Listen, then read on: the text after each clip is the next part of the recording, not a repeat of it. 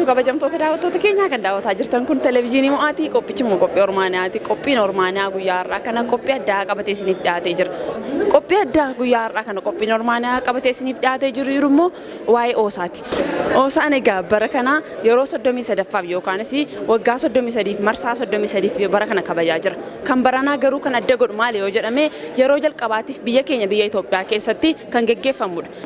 Guyyaa har'aa kana egaa handhuura Oromiyaa kan taate magaalaa Finfinnee keessatti guyyaa har'aa kana OSAan kan geggeeffamaa jiru. Innis maaltu keessa jira? Uummanni Oromoo sadarkaa maaliirraa ka'e jijjiira akkamii keessa darbeetu cunqursaa akkamii keessa darbee yeroo ammaa kana gama aadaatiin, gama afaaniitiin, gama seenaatiin, gama eenyummaatiin uummati Oromoo yeroo ammaa kana maalirra gahaa jira? Maal keessa darbees immoo dhufe kan jedhamu qabannee guutummaasaa qorannoo dhiyaate wanta jiru dookteroonni kan qopheessanii qorattoonni qorannoo kan qopheessan isinii dhiyeessinaa. Isinis hanga xumuraatti nu faana tura kallattii gara sanatti isin dabarsa turtiin keessan nu faana ta'u.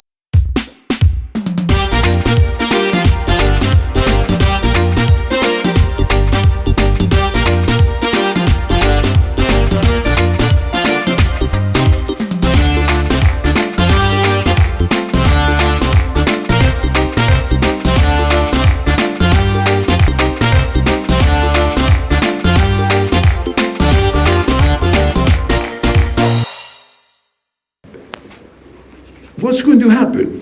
Well, now what's the state of the game? Oh, elections. We're going to have elections. Oh, great. There's nothing new. The first elections were held in Ethiopia under Haile Selassie, and they've been held regularly ever since. Sudan has elections every 5 years. Most people don't bother to go. The Sudanese, I was there last time.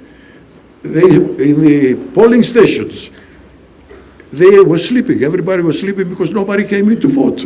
Nevertheless, the government won. This is what liberal democracy means in Africa. It is what I call the opium of the elite, the westernized elite. We'll have elections, everything will be fine. It is never fine. Governments never lose elections. It's a facade to please the Westerners who made it a conditionality. It's a facade. Behind the facade, everything is going on as always. The most incredible dictatorships have constitutions, beautiful bills of rights, etc., etc. Now, how are you going to avoid this? A lot of thought has to go into a political system that integrates the center and the periphery, that gives true representation to the peasants, who are the overwhelming majority. I'll tell you an anecdote that I lived through when I was doing research in the about 10 years, 15 years ago. I wanted to know, how a peasant feels about this whole thing. And, EPRDF had elections at this level, that level, that level, that level, every so often. But I know from experience, no peasant is going to tell, particularly Ferenci, the truth. But I asked a close friend who has a father in the countryside, Wollo, and I said, please, tell him to talk to me. The man came, an old man, and he said, what do you want? I said, in the discussion, please, can you tell me how you voted in the last election? He said, what election? It was only a month before, for local government. And I said, he said to me, oh, it's political. I said, please, I came a long way. He said, I will tell you. And he made fun of me. He said, I went to the place they told us to line up. And I have to say that I'm very glad that the debate is taken also this shape. It is something I've been reflecting over time, because many of the elements that were brought to attention, so the fact that these assemblies help to keep egalitarian relation in the societies. The fact that it is a fully functioning governance system, at least in Burma, it was at least at the time I did my research, and that I could not figure out why not to incorporate into modern governance.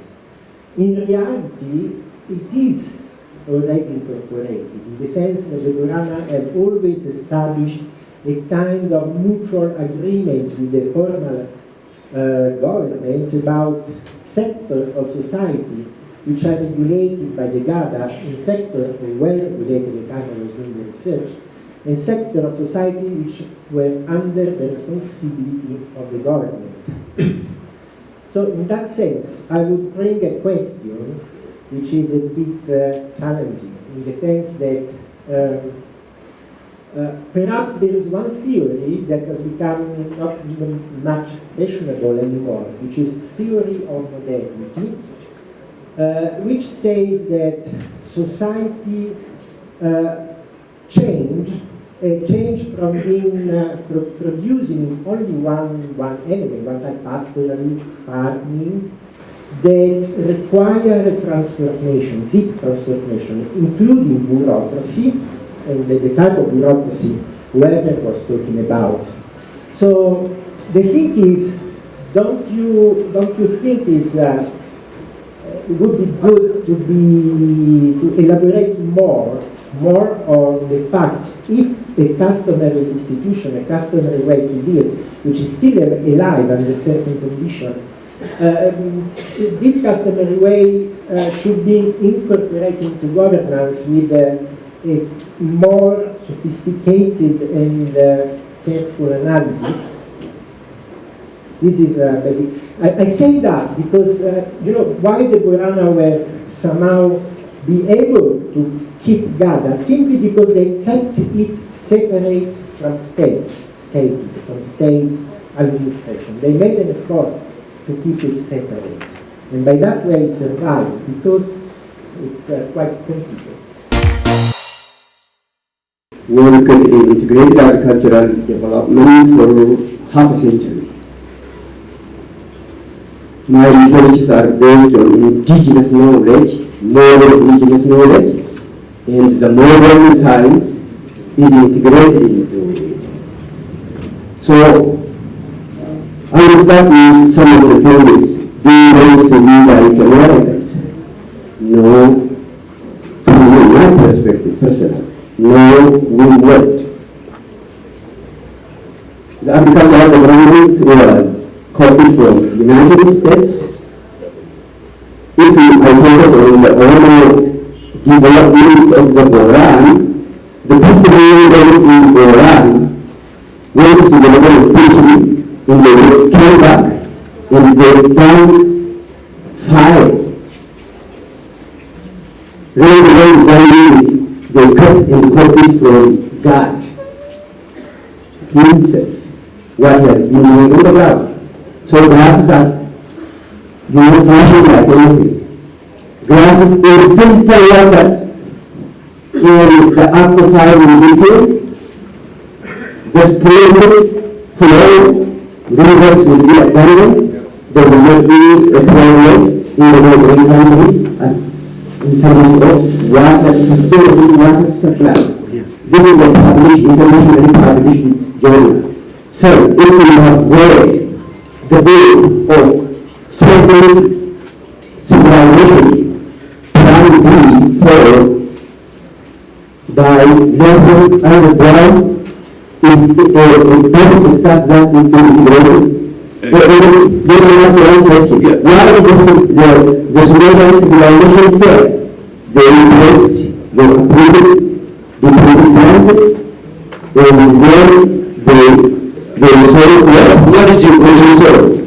So my question is, I think we have to stick to modern indigenous knowledge, like,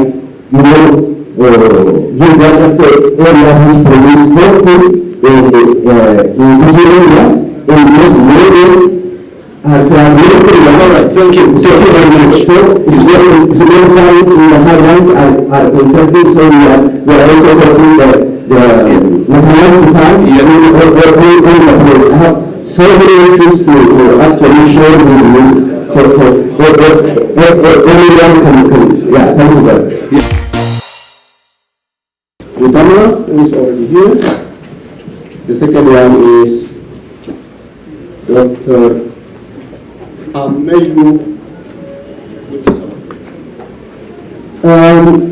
present them first. Dr. Oduumo'aa is a professor of philosophy at Addis Ababa University. He studied philosophy at Addis Ababa University and abroad. He is the author of articles and book chapters. He has served at Addis Ababa University in different capacities, including chairmanship of the Department of Philosophy, Dean of College of Social Sciences, and Director of the graduate programs. There were three on this panel. Dr.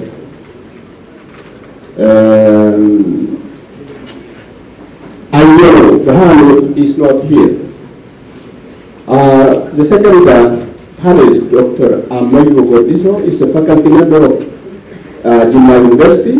He has his PhD in sociology and anthropology from Max Planck Institute, Martin Luther University in Germany. The first speaker, Dr. Oduumo'aa, is here, and he will, I'll give him the chair, the time.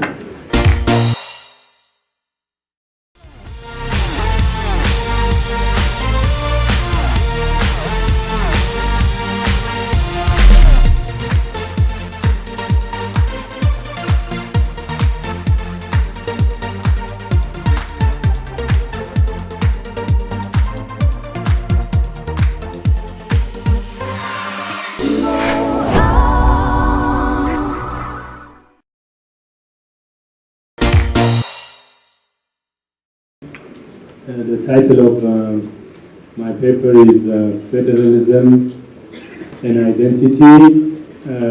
I know it's hard to talk about this after Professor Makakis has characterized federalism in the way you have seen, and so on and so forth. These are the standard definitions. We have to, when we look at it critically, we have to see, have we given it a chance to work, or are we using it as a tactic, as the professor was telling us?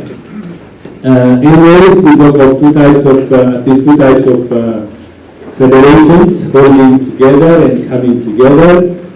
Examples of holding together would be India, Belgium, Ethiopia too, and coming together would be USA, Switzerland, Australia, and so on.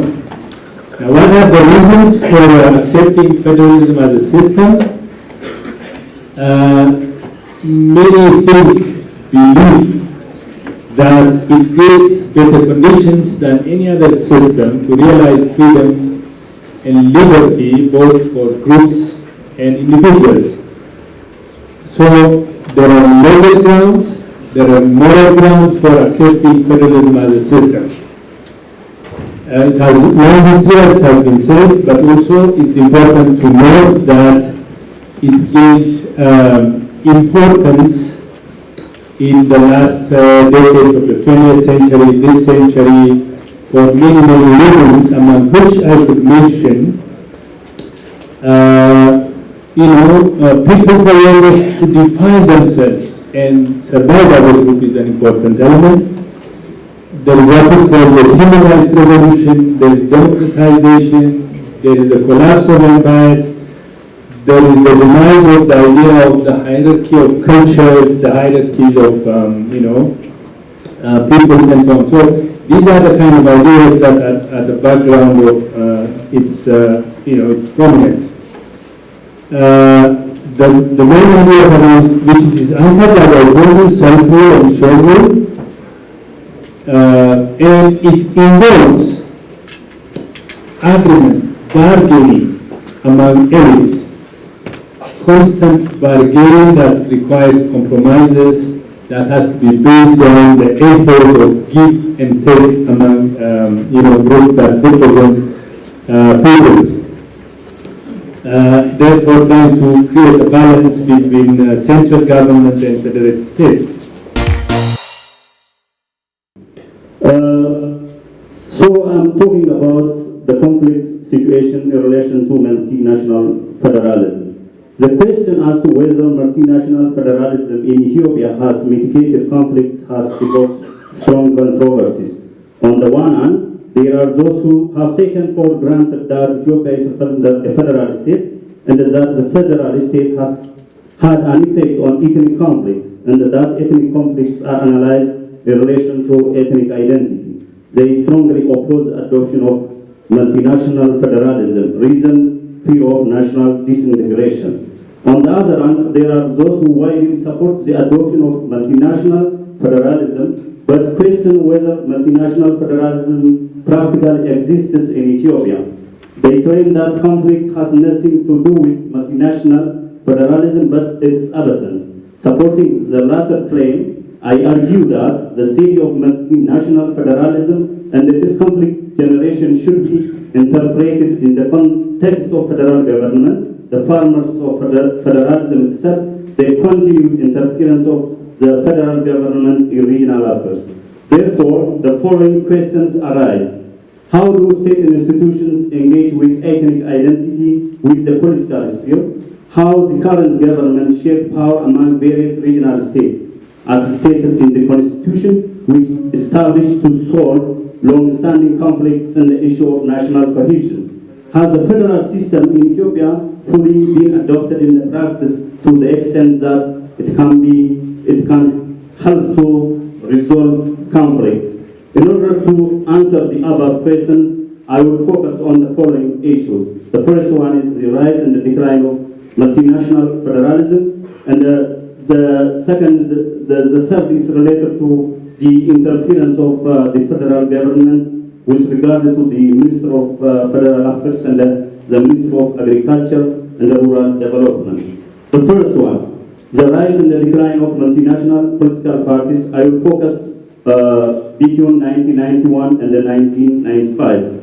After a prolonged struggle lasting more than 2 decades, national fronts overthrew the Derg regime. Initially, many participated in the transitional charter, but shortly, TPLF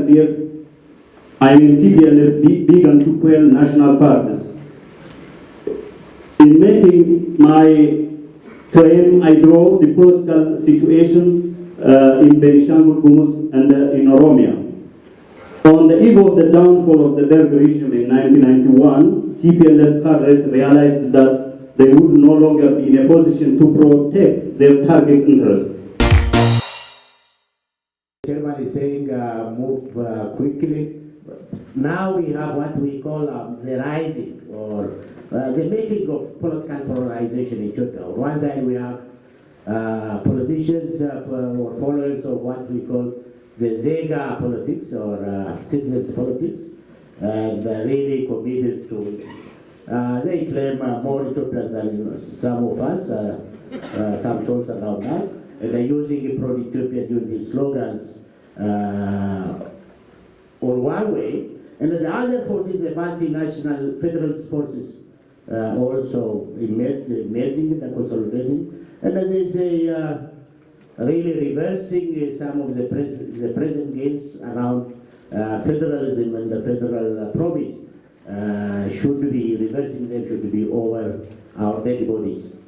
In this political polarization, on one side, the illusion of nation building in Ethiopia, and on the other side, really following what we call real politics to transform the Ethiopian state is really under a serious challenge. Therefore, quoting Karl Marx, he was saying, men make history, but not always according to their own wish. I think to transform the Ethiopian state, real negotiation is necessary. Real negotiation for creating a common agenda, coming to the middle road, and creating a common agenda are necessary.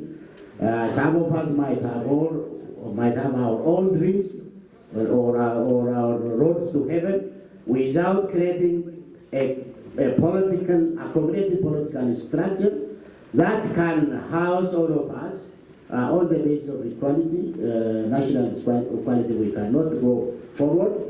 And the chairman is telling me stop.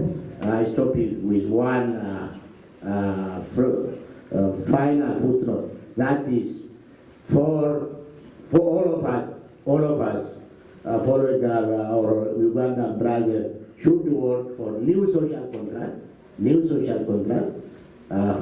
to create new Ethiopia, which equally treats all of us. Or 8 a long time ago will come back a long time later. You see? And in our language we say "Okariada kadada." That's what we say in my language. So when I read this paper, I became quite confused and disturbed, and I had to read some more. What I did is I went to one of the inspirations for our university. The battery is about to die here, but I will struggle on. Sheikh Anta Diop. He stated that the history of Black Africa will remain suspended in air and cannot be written correctly until African historians dare to connect it with the history of Egypt. You see? There have been other studies about this problem. And there was a West Indian theoretician. He went and lived for 15 years in Africa doing research until he went blind. He was called Chancellor Williams. And he discovered that when he talks to the native communities of West Africa, they all have these migration myths that say they came from the East. And when you come among the native communities of Southern Africa, including us, we all have migration myths that say we came from the North or the Northeast. And why is that? You see? And there are many, many things I see and hear that I can see that actually we are very recent arrivals from here. Or maybe you are very recent arrivals from there, but we all came from somewhere else. And Chancellor Williams theorizes that after the final collapse of ancient Egypt, there was a 2,000-year period of confusion and scattering, where people lost things and forgot things and learnt new things. And that is what birthed all these huge divergences in language and technological skills and other things. But you cannot accept these ideas if you do not accept that ancient Egypt was a Black African civilization. And that the people of this region in particular supplied many of the dynasties for that civilization for a long time.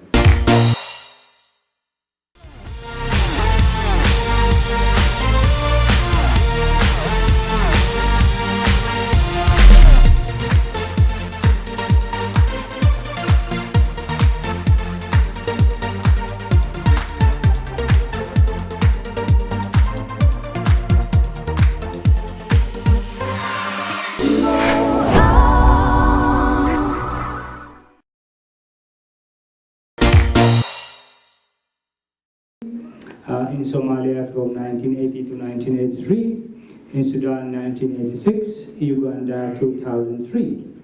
Currently, she is affiliated with the Senior Research Center at George Washington University in Washington, D.C. She has published Politics and the Ethiopian Farming in 1985-1986 with Jason Clay. The Invention of Ethiopia, the Making of Independent Colonial States in Northeast Africa with Sisa Ipsa. The importance of this book is that it introduces a theory of independent colonial state which has been pushed left and right and is still valid. Her latest publication is The Matter of Land is a Matter of Life. Dubbi Lafeti. I would like to add 2 points. Her first publication, which I did not include, is about Oromo marriage. In that article, she used the word Oromo. This was in 1973. The editor of the Journal of Ethiopian Studies went line by line and removed the word Oromo. And you know what this means. The other is during her young years, senior American scholars told her, I think you should not focus on Oromo as your academic career. She refused this and then added that I will continue to pursue my academic career and also activism because the Gada system will be revived sooner or later. That much was her commitment to her field of research and contribution.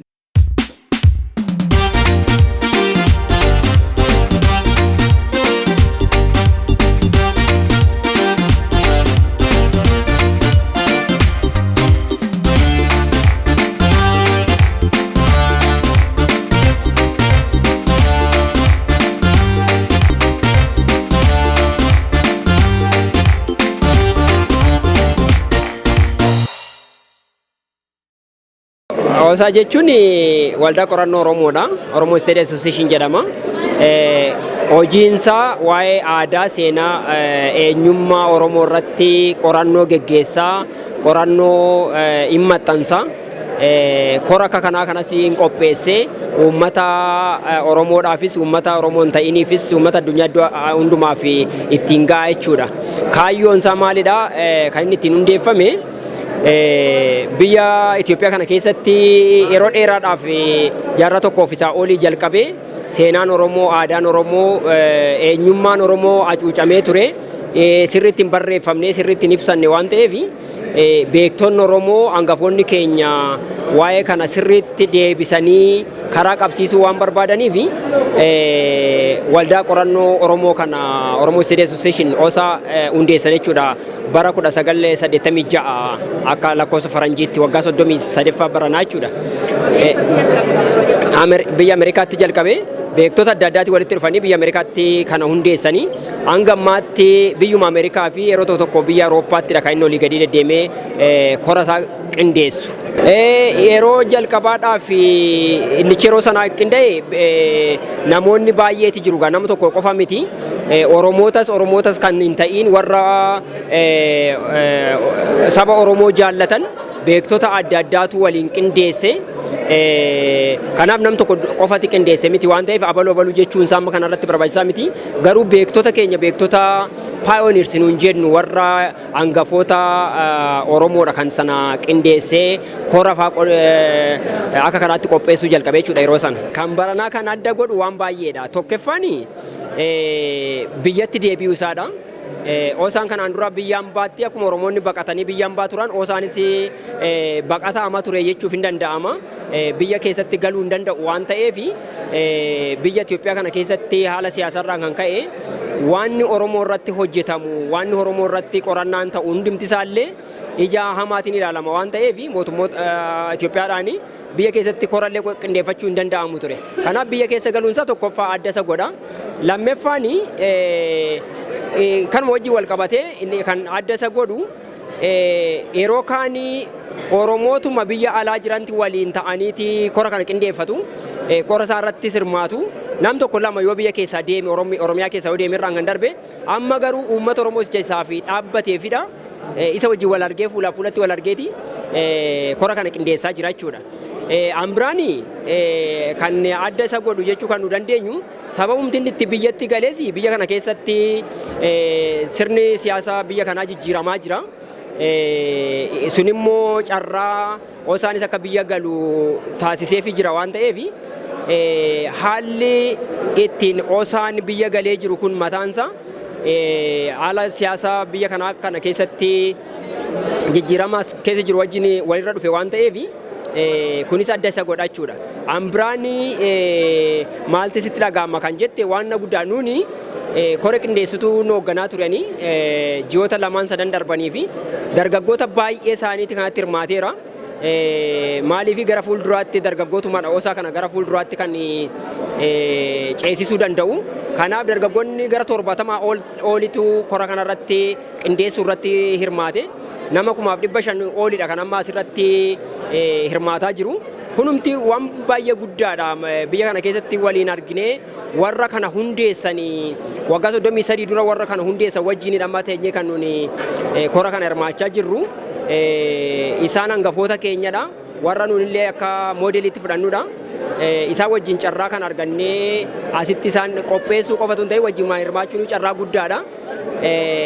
Generationiin ammaa kun immoo dhaloonni kun kanumarraa ka'ee itti fufee gara biraatti ceesa waan ta'eef baay'ee natti tolan.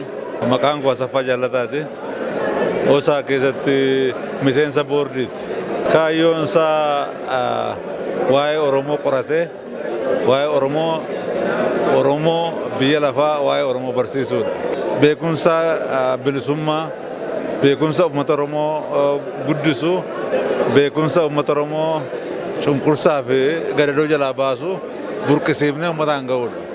OSA'n nama tokkoon hundeeffame miti nama baay'eetu Oromoo biyya alaa jiraatan, warra Ameerikaa jiraatan, warra Awurooppaa jiraatan, beektota rakkoo Oromoo irra ga'e warra beekan, warra biyya naa baqatanii ba'an rakkoon biyya naa baasetu walitti dhufee Oromoon instituushinii mataasaa danda'ee instituushinii waa'ee Oromoo irratti yaaduu qabu, waa'ee Oromoo qoratee barreessu kitaaba artikiloota maxxansu barbaachisaa waan ta'eefitu jaarmaan kun ijaarame. Inni baranaaba kan adda isa godhu OSA'n biyya abbaa isaatii dhufee biyya Oromiyaa keessa dhufee haa ta'u iyyuu malee lafa amma jirru magaalli kun teessee ulaaltu uummati Oromoo akka gaariitti iddoo argatee hin jiru garuu handhuura Oromoo keessa dhufnee jirra. Gana akka ta'utti uummata keenya bira immoo hin geenye akka ilaalaa jirrutti. Gana karaa baay'ee nu hafa rakkoo baay'ee keessa darbuudhaaf karaa baay'ee nu hafa amma ta'u gammachuun natti dhaga'ama. Waa'ee afaan faranjiitti a new frontier akkatti karaa haaraa paraadaayimii haaraadhaan rakkoo Oromoo qoratanii beekumsa jabanaan beekumsa bilisummaadhaan wanta karaa poolisii karaa akeekkata Oromoo gara fuulduraatti adeemsan karaa bulchinaa, karaa lafaa, karaa aadaa, karaa mootummaa kanarratti yaada laanne mootummaan biyyanaas, mootummaan Oromiyaas, mootummaan Itoophiyaas warri biraas akka isaan beekumsa kana fudhatanii hojiirra oolchanitu yaada akkasii burqisiisa. Maqaan kiyya Amaanee Badhaasooti. Waldaa Qorannoo Oromoo Board of Directors keessa membershipii qaba. OSA'n bara 1985 itti yaadamaa ture. Bara 1992 irraa jalqabee hanga ammaa qorannoo waa'ee seenaa Oromoo, aadaa Oromoo, eenyummaa Oromoo saniin alas sabaaf sablammii biyya kanaatiif seenaa walitti qabateetiin kan Itoophiyaatiif sabni Oromoo Itoophiyaa keessatti seenaa akkamii akka qabu addunyatti ibsaa ture biyya alaatitti. Kaayyoon waldaa qorannoo Oromoo seenaa qofa osoo qorachuu hin ta'in of fuulduraa fi akkamitti Oromiyaan guddatti akkamitti sabni Oromoo of bulcheetiin jabaatee sabaaf sablammii fi qabee biyya kana bulchuu danda'a kan jedhu sanirra dalaguu fedha. Seenaallee irratti qorataa of fuulduratti biyyi karaa kam akka deemtu irratti qorata jechuudha.